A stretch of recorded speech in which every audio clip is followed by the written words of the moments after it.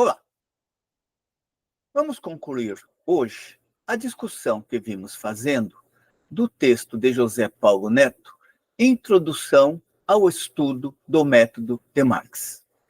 Entramos na fase conclusiva do referido texto, momento no qual Neto estará discutindo o método de Marx propriamente dito, ou pelo menos apresentando alguns elementos de síntese de toda a discussão que foi feita nas partes anteriores.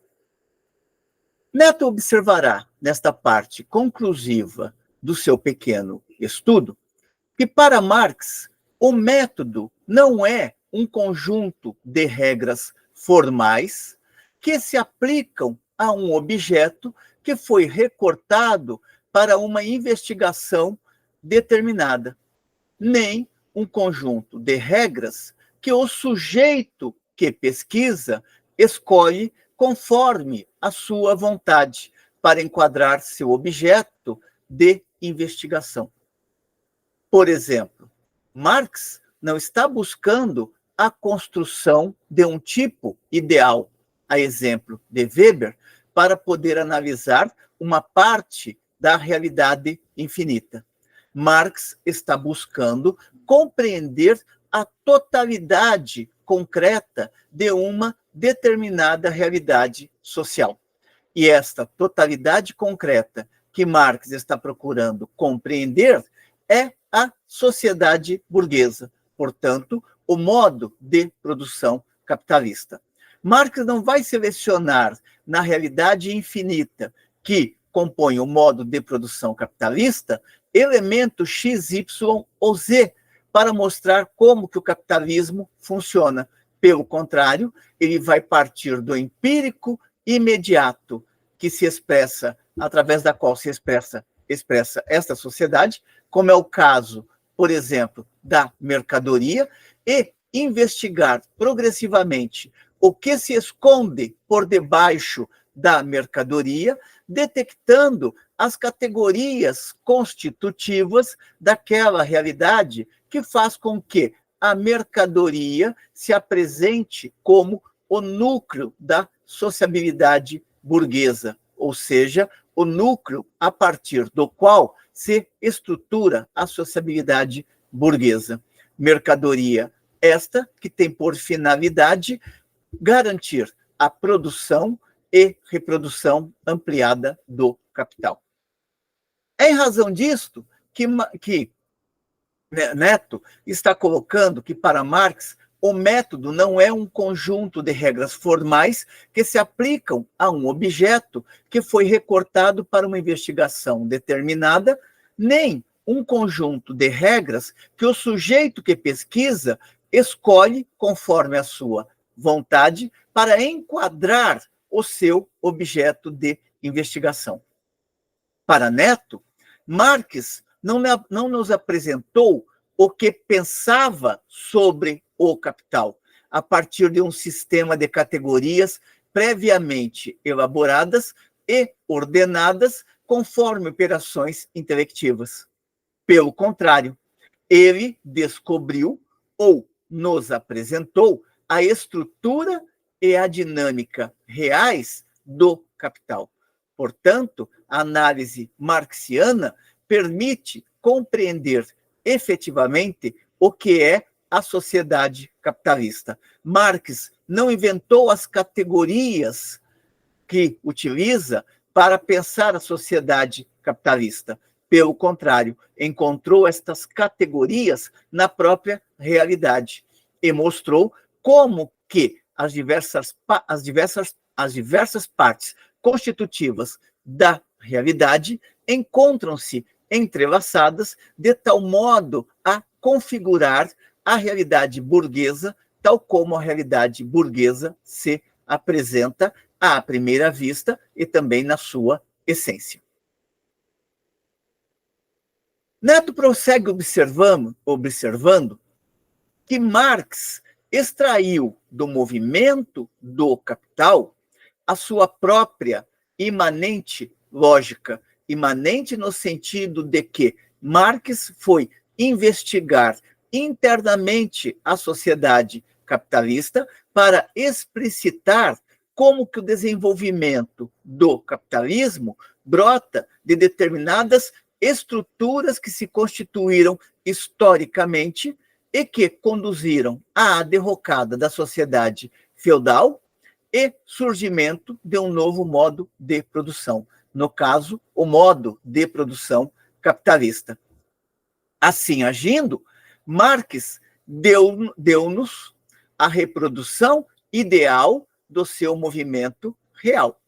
Reprodução ideal na medida em que é no plano do pensamento que se elabora a compreensão do que é aquela materialidade que o pesquisador tem diante de si. O pesquisador ele não define a realidade antes de investigar esta realidade. Pelo contrário, se apropria dos elementos constitutivos de uma determinada realidade para elaborar, teoricamente, a compreensão daquela realidade. E, para operar esta reprodução, prossegue Neto, Marx tratou de ser fiel ao objeto. É a estrutura e a dinâmica do objeto que comandam os procedimentos do investigador. Portanto, é a realidade que coloca os problemas a serem investigados. Não brota do livre arbítrio do investigador definir o que a realidade é, mas, pelo contrário, o investigador ele capta os elementos constitutivos da realidade e procura elaborar, teoricamente, estes elementos constitutivos de tal modo a fornecer uma explicação científica daquela realidade. Neste sentido, o método implica uma determinada posição, portanto, uma determinada perspectiva do sujeito. Quem é o sujeito? É o investigador, do sujeito que pesquisa. Aquela postura esta que significa o quê? Aquela em que o pesquisador, na sua relação com o objeto, que é a realidade a ser investigada, extrai desta realidade as múltiplas determinações que a constituem. E quanto mais o investigador apreender as determinações da realidade à medida em que sua pesquisa avança, mais ele estará se aproximando de uma compreensão a mais rigorosa possível daquele objeto que está sendo investigado. Portanto, quanto mais Marx conseguiu desvendar as categorias constitutivas da sociedade burguesa, portanto, da sociedade capitalista, mais ele se aproximou no sentido de fornecer uma compreensão científica do modo de produção capitalista. Neto ressalta aqui que esta compreensão da realidade concreta só é possível de se obter na viagem em sentido inverso. Lembremos que, nas partes anteriores, Neto explicita qual é o método adotado por Marx.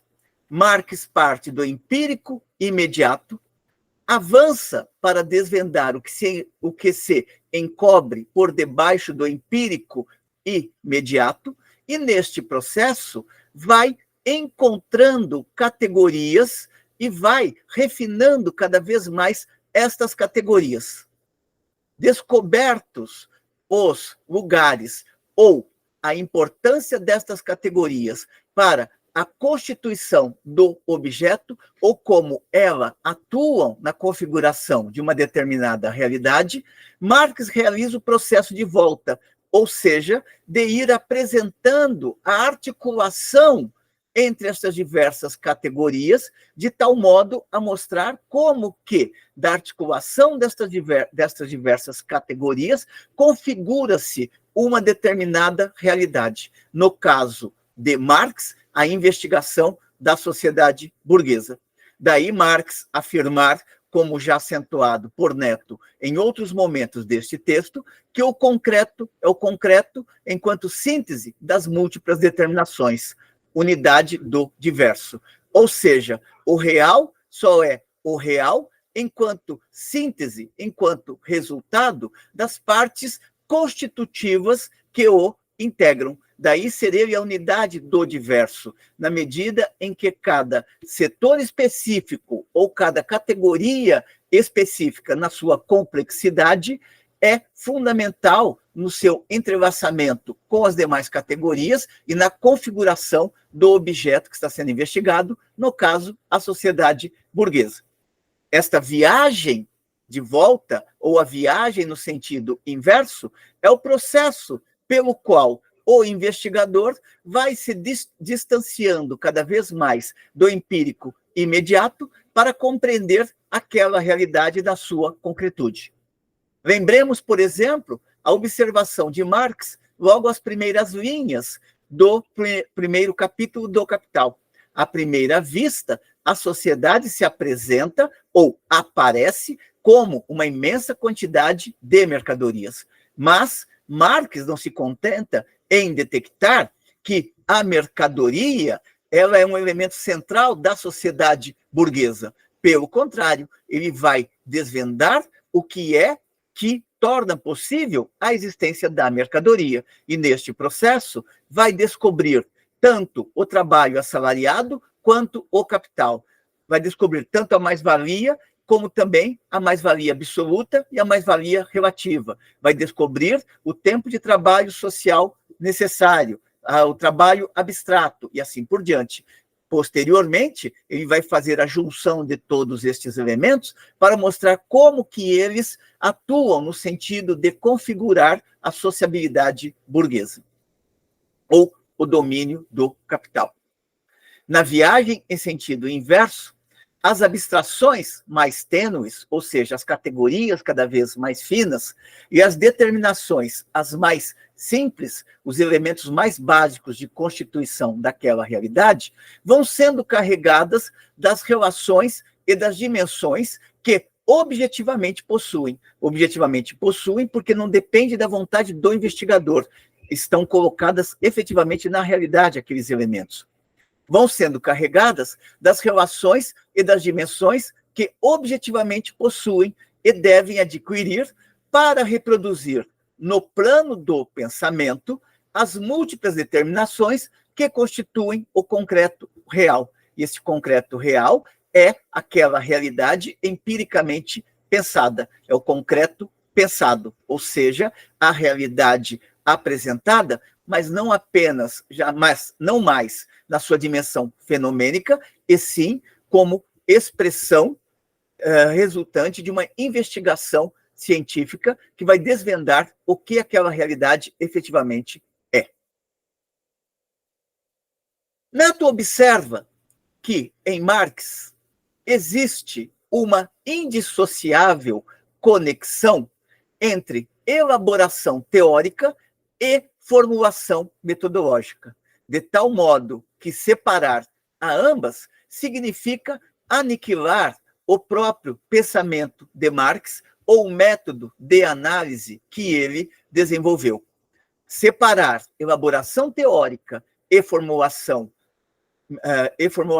metodológica faz com que o método seja ineficaz e, portanto, a teoria científica não se realize, ou seja, não possa ser desenvolvida. Observa ainda, Neto, que nesta conexão, que é a conexão entre elaboração teórica e formulação metodológica, encontramos articuladas 3 categorias fundamentais para a análise, para o campo teórico-metodológico. 3 categorias que são nucleares à concepção teórico-metodológica de Marx. São elas as categorias de totalidade, contradição e mediação.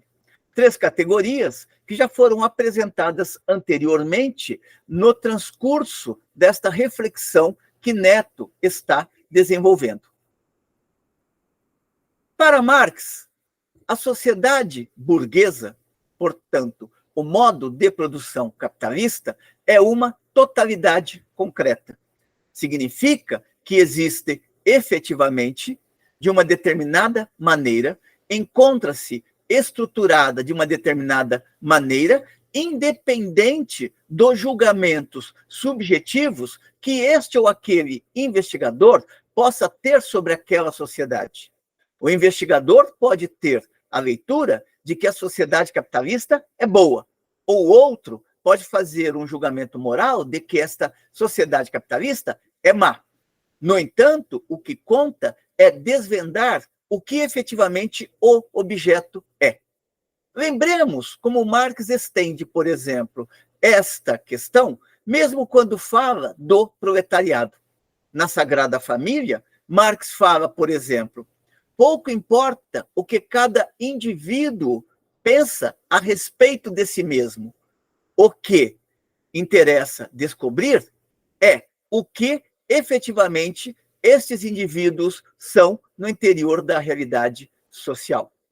Um operário pode pensar que não é explorado. A questão é saber se esse operário realmente está fora das relações de exploração ou não. No plano do pensamento, ele pode acreditar o que quiser a respeito da sua própria condição subjetiva, mas a ciência tem por finalidade desvendar o que esta individualidade, enquanto momento de uma totalidade concreta, efetivamente é. Portanto, a sociedade burguesa é uma totalidade concreta. E é uma totalidade concreta de máxima complexidade, constituída por totalidades de menor complexidade. Ou seja, a realidade ela não é um homogêneo, ela é composta de partes e cada uma destas partes são fruto de sínteses anteriores dentro de processualidades históricas específicas. Peguemos, por exemplo, o dinheiro. O dinheiro, ele existe desde a Grécia, como acentua, por exemplo, Neto, em outro momento deste mesmo texto. No entanto, o dinheiro não assumia na Grécia a complexidade que ele tem no interior da sociedade burguesa. Na sociedade burguesa, o dinheiro passa a desempenhar funções que não tinha na sociedade grega. Portanto, ali temos também uma totalidade complexa de um grau menor, mas que, no entanto, precisa ser pensada enquanto complexidade e na sua articulação com a complexidade maior, que é aquela que configura o modo de produção como um todo. A sociedade burguesa é uma totalidade concreta, de máxima complexidade, constituída por totalidade de menor complexidade. Nenhuma dessas de menor complexidade é simples. O que as distingue é o seu grau de complexidade.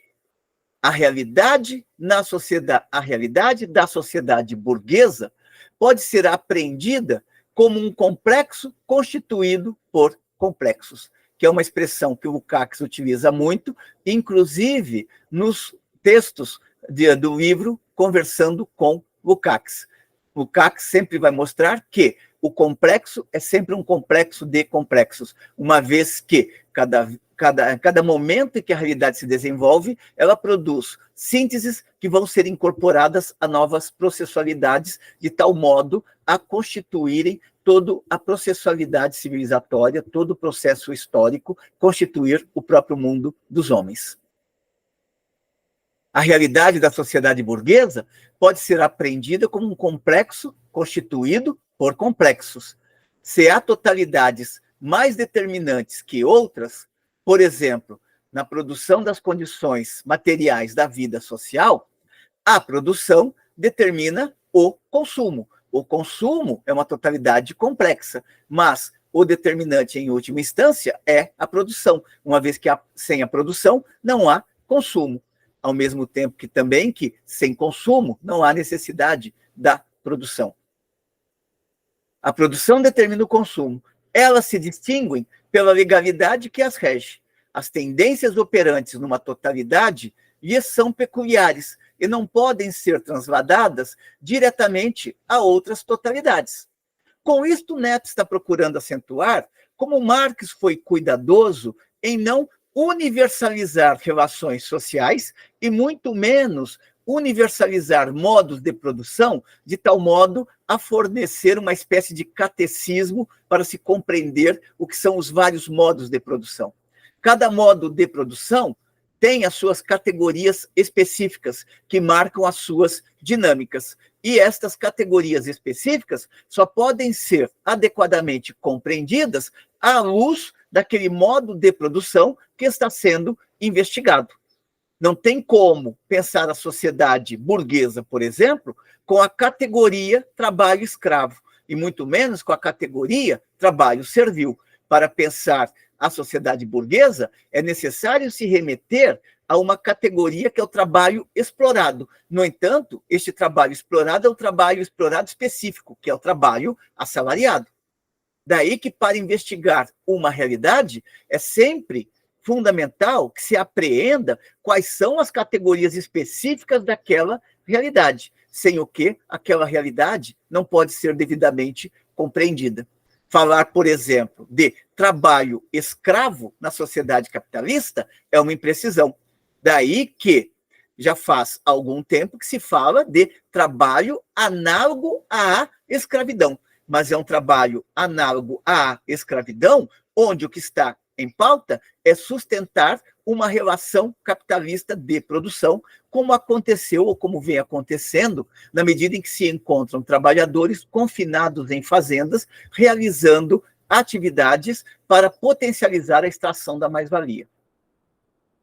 Cabe à análise de cada um dos complexos constitutivos das totalidades esclarecer as tendências que operam especificamente em cada uma delas. Não tem como criar modelos de análise no interior do pensamento marxiano, uma vez que cada realidade é uma realidade e mesmo uma determinada realidade, ela vai se transformando de tal modo que são necessárias as apreensões das novas categorias que emergem à medida em que esta realidade se desenvolve. À época de Marx, era possível apenas trabalhar com a formulação do capitalismo na sua fase concorrencial. Lenin, já percebendo os novos elementos que passaram a integrar a dinâmica do capital, desenvolveu as reflexões em torno do capital monopólico, do imperialismo. Ou seja, na medida em que o modo de produção capitalista se sofistica, novas categorias foram emergindo e é necessário incorporá-las à análise, sem o que teremos uma compreensão totalmente deformada do que é o capitalismo moderno. A totalidade concreta, prossegue Neto, a totalidade concreta e articulada é dinâmica. Seu movimento resulta do caráter contraditório. Seu movimento resulta do caráter contraditório de todas as totalidades que compõem a totalidade inclusiva e macroscópica. Ou seja, o modo de produção é constituído por totalidades parciais que são fundamentais para explicar como que aquele modo de produção ele existe. Lembremos que essas partes constitutivas também são complexos. O trabalho assalariado é uma expressão complexa, uma vez que ele resulta de várias processualidades que passaram desde o trabalho escravo, o trabalho servil, até assumir a forma de trabalho assalariado em razão da destruição do campesinato, em razão da destruição das relações servis. Este é um complexo, o trabalho assalariado, que vai se inserir dentro da totalidade concreta, que é a sociedade capitalista, e que vai permitir compreender, ou vai abrir caminho para que se compreenda, as novas relações de exploração que se constituem no interior da sociedade burguesa, assim como o capital. O capital existe em outros modos de produção, mas é no modo de produção capitalista que ele vai assumir efetivamente uma configuração que ou uma expressão que não teve em outros modos de produção. Portanto, a totalidade concreta e articulada é dinâmica. Seu movimento resulta do caráter contraditório de todas as totalidades que compõem a totalidade inclusiva e macroscópica. Macroscópica, que é a totalidade do modo de produção. Sem as contradições, as totalidades seriam inertes, mortas. A análise registra sua contínua transformação. Pensar a existência de uma realidade que não comporte contradições é pensar a existência de uma realidade que não está em movimento. Portanto, a contradição é um momento constitutivo de toda e qualquer realidade social, porque ela mostra ou ela cria a possibilidade de compreender esta realidade em movimento. A realidade jamais é realidade estática. A realidade está sempre em contínua transformação. E quanto mais ela se transforma, ela evidencia também as suas contradições internas. Sem as contradições, as totalidades seriam totalidades inertes, mortas. A análise registra sua contínua transformação. A natureza dessas contradições, seus ritmos, as condições de seus limites, controles e soluções dependem da estrutura de cada totalidade. Ou seja, cada totalidade ou cada realidade concreta será marcada por contradições próprias àquela própria realidade. Cabe à pesquisa descobrir quais são essas contradições específicas no interior do modo de produção e também no interior da complexificação assumida por um determinado modo de produção. Enfim, observa Neto, uma questão crucial reside em descobrir as relações entre os processos ocorrentes nas totalidades constitutivas, tomadas na sua diversidade, e entre elas e a totalidade inclusiva, que é a sociedade burguesa. Ou seja, é necessário compreender tanto o complexo nas suas partes constitutivas, como também a interação destas partes constitutivas na configuração de uma determinada totalidade social, que, no caso, é a sociedade burguesa. Esta totalidade inclusiva, a qual faz referência Neto aqui, é o modo de produção na sua totalidade, ou seja, é o modo de produção capitalista, aqui o que Neto vem chamando por sociabilidade burguesa ou sociedade burguesa. Tais relações nunca são diretas, elas são mediadas, não apenas pelos distintos níveis de complexidade, mas, sobretudo, pela estrutura peculiar de cada totalidade. Cada modo de produção tem a sua estrutura própria e a sua dinâmica própria.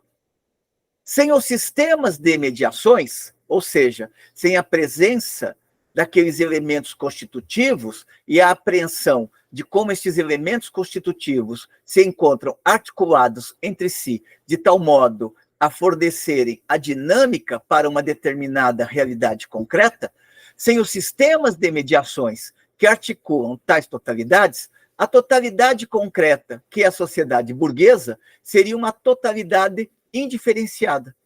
E a indiferenciação cancelaria o caráter do concreto, determinado, comunidade do diverso. Portanto, sem apreender as especificidades da sociedade capitalista e simplesmente trabalhando essa sociedade capitalista de maneira genérica, não se compreende a sociedade capitalista. É importante observar como Marx faz isto, por exemplo, no Manifesto do Partido Comunista.